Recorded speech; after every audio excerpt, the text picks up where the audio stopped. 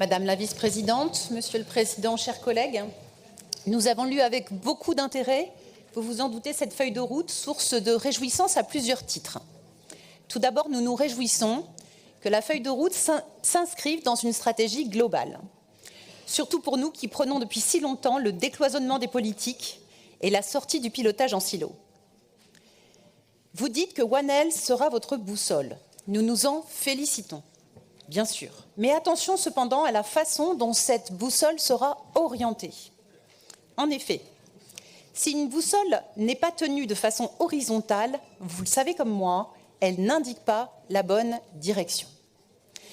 Nous nous félicitons également du changement de perspective, en abordant plus seulement des problématiques de santé sous l'angle de l'accès aux soins par une approche curative, responsable de beaucoup de souffrances évitables, de dépenses publiques déraisonnables et générant d'importants bénéfices privés.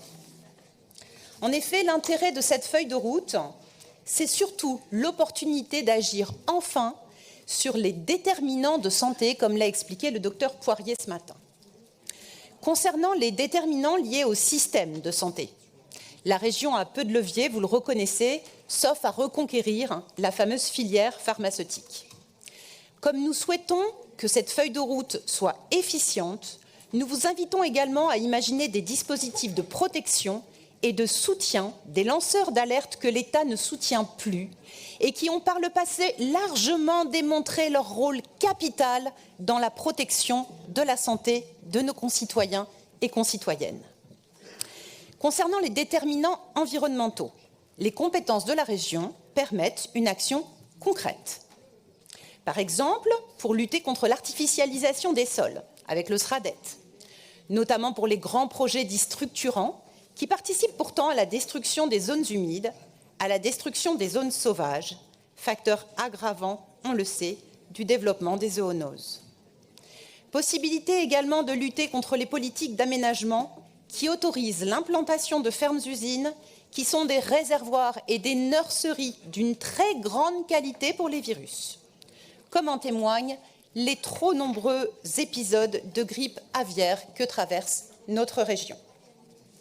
Parmi les leviers régionaux, évidemment l'agriculture, avec la responsabilité impérieuse de sortir d'un modèle désastreux et sortir du label mensonger de la HVE, engageant la région à agir doublement sur la santé environnementale, avec la sortie des pesticides qui infestent nos milieux, notre environnement, mais aussi sur le facteur santé lié à l'alimentation. Mais là où l'action régionale peut être la plus efficiente, c'est dans la mise en œuvre réelle des éco-conditionnalités. Par exemple, en ne soutenant plus le développement économique des industries climaticides et écocidaires. Petite actualité, alerte d'Atmo Nouvelle-Aquitaine sur la présence en très nette augmentation de solvants dans l'air entre 2010 et 2018 liés aux émissions de certaines industries.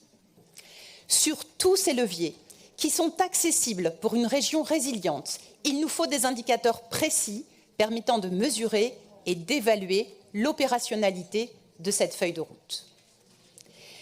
Mais les grands oubliés de cette ambition, ce sont les déterminants socio-économiques. Le Haut Conseil à la santé publique nous le rappelle, les inégalités sociales de santé ne cessent d'augmenter, de se creuser en France, contrairement aux autres pays européens. Urgence à agir parce que les mauvaises conditions économiques et psychosociales multiplient le risque de mauvaise santé physique et mentale.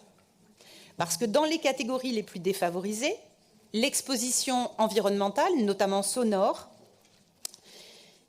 est démultipliée, de même que l'exposition à une alimentation de mauvaise qualité. Parce que les études démontrent que l'espérance de vie en bonne santé est en baisse dans les milieux les plus défavorisés, où la question n'est plus celle de l'accès aux soins, mais du recours aux soins. Sur ce point, on notera l'oubli de prise en compte des situations spécifiques des personnes en situation de handicap qui sont particulièrement concernées.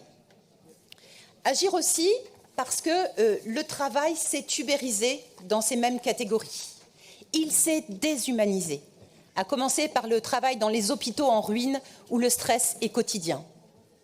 Agir parce qu'en proposant un autre modèle de travail, y compris pour les personnels de la région, un autre modèle de société, plus respectueux, plus inclusif, on peut endiguer les risques psychosociaux et endiguer les addictologies, les violences sexistes et sexuelles, les suicides, l'obésité et la sédentarité qui restent les principales causes de mauvaise santé et de surmortalité dans notre pays.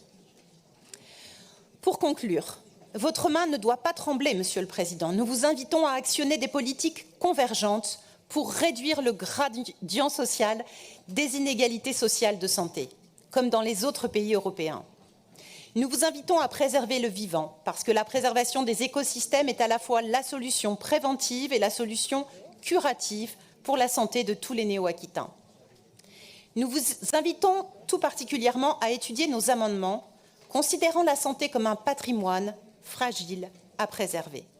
L'enjeu est capital pour sauver notre modèle de protection sociale, pour le bien-être de chacun et chacune, pour une gestion responsable des dépenses publiques, et encore parce que soigner le présent, c'est préserver l'avenir. Je vous remercie.